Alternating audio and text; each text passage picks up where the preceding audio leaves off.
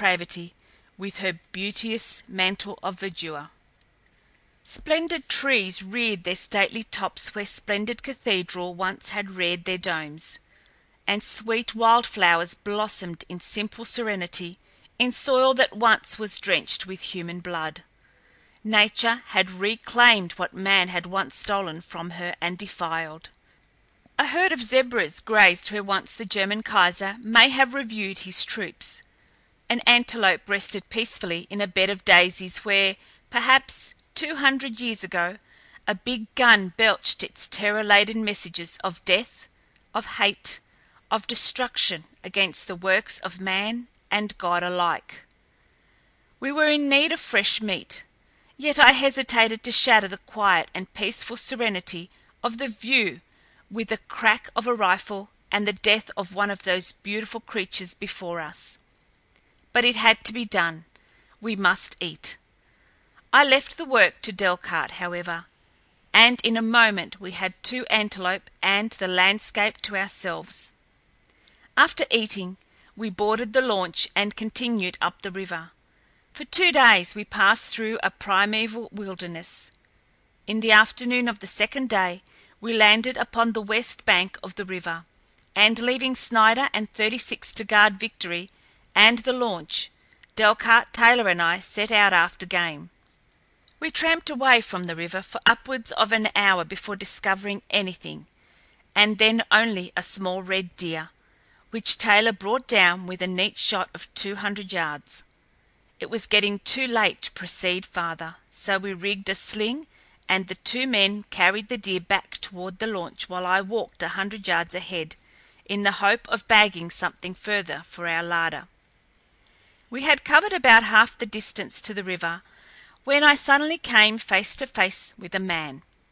He was as primitive and uncouth in appearance as the Grabritans, a shaggy, unkempt savage, clothed in a shirt of skin cured with the head on, the latter surmounting his own head to form a bonnet, and giving to him a most fearful and ferocious aspect. The fellow was armed with a long spear and a club, the latter dangling down his back from a leathern thong about his neck. His feet were encased in hide sandals. At sight of me, he halted for an instant, then turned and dove into the forest, and though I called reassuringly to him in English, he did not return, nor did I again see him. The sight of the wild man raised my hopes once more that elsewhere we might find men in a higher state of civilization. It was the society of civilized man that I craved, and so, with a lighter heart, I continued on toward the river and the launch. I was still some distance ahead of Delcarte and Taylor when I came in sight of the Rhine again, but I came to the water's edge before I noticed that anything was amiss with the party we had left there a few hours before. My first intimation of disaster was the absence of the launch from its former moorings, and then, a moment later, I discovered the body of a man lying upon the bank. Running toward it, I saw that it was 36. As I stopped and raised the Grabritin's head in my arms, I heard a faint moan break from his lips. He was not dead, but that he was badly injured was all too evident. Delcarte and Taylor came up a moment later, and the 3 of us worked over the fellow, hoping to revive him that he might tell us what had happened, and what had become of the others.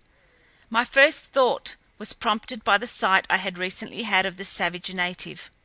The little party had evidently been surprised, and in the attack 36 had been wounded, and the others taken prisoners. The thought was almost like a physical blow in the face. It stunned me. Victory in the hands of these abysmal brutes. It was frightful. I almost shook poor 36 in my efforts to revive him. I explained my theory to the others, and then Delcarte shattered it by a single movement of the hand. He drew aside the lion skin that covered half of the Grabritin's breast, revealing a neat, round hole in 36's chest, a hole that could have been made by no other weapon than a rifle. "Snider!" I exclaimed. Delcarte nodded. At about the same time the eyelids of the wounded man fluttered and raised. He looked up at us, and very slowly the light of consciousness returned to his eyes. "What happened, 36?" I asked him. He tried to reply, but the effort caused him to cough, bringing about a hemorrhage of the lungs, and again he fell back exhausted. For several long minutes he lay as one dead. Then, in an almost inaudible whisper, he spoke. "Snider!" He paused, tried to speak again, raised his hand, and pointed downriver. "They went back," and then he shuddered convulsively and died. None of us voiced his belief, but I think they were all alike. Victory and Snider had stolen the launch and deserted us. Chapter 7